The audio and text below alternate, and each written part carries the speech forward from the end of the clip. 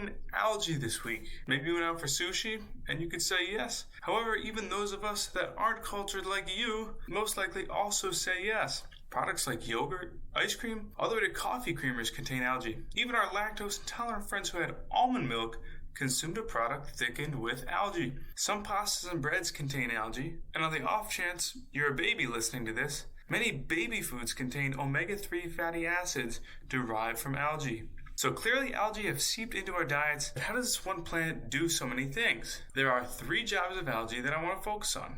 First, we need to define them. With food being such a universal experience, I find examples a great addition for each explanation. A thickener. Thickeners are ingredients that make food thicker. Duh. In science, we call this viscosity.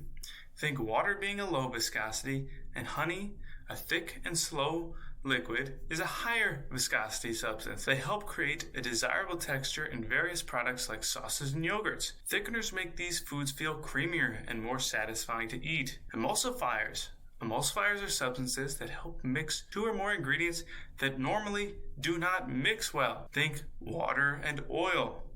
They help create smooth and stable mixtures by preventing separation. And things similar like mayo. The proteins of the egg yolk in mayo do this job of emulsifying. They let the oil and the lemon juice mix into one single product. It's similar to a concept in algae-based emulsions in dairy and dairy substitute beverages like almond milk. Stabilizers. Stabilizers help maintain the consistency and quality of food products.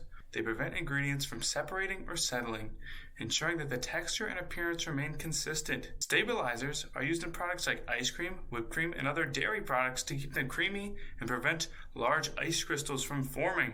So, these seem to impart similar physical properties, but all these processes are differentiated slightly by chemical technicalities. To further complicate the matter, many seaweed additives do more than one of these jobs. Let's look at the one species that can do it all, carrageenan. Carrageenan comes from red seaweed, grown and harvested on farms, as well as some wild varieties all around the world. The seaweed is farmed sustainably without the use of fertilizers, farmlands, pesticides, or fresh water. Of course, seaweed, it's in the ocean.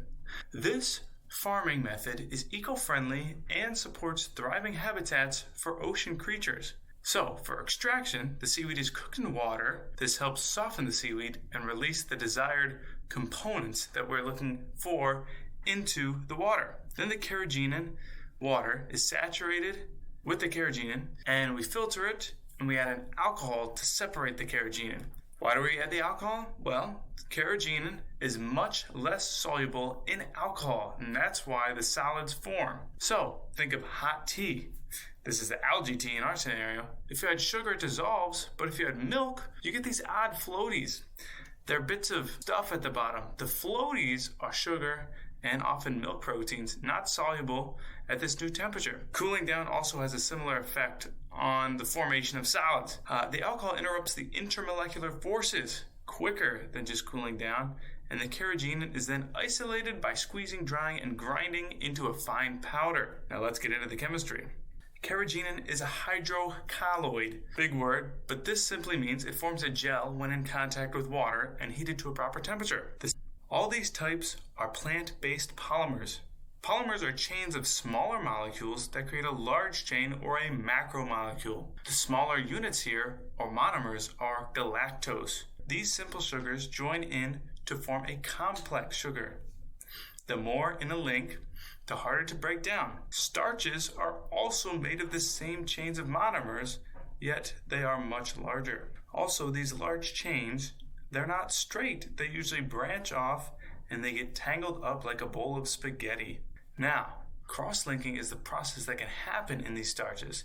It involves connecting or linking multiple different chains together. Imagine you have a bunch of tangled strings. Cross-linking would be like if you were tying some of the strings together at different points. Cross-linking changes the properties of starch. It makes it thicker and more resistant to breaking down. Think of it like making a strong net by tying knots in the strings. This net becomes even harder to unravel. Depending on the degree of cross-linking, some starches are insoluble and act more like fiber.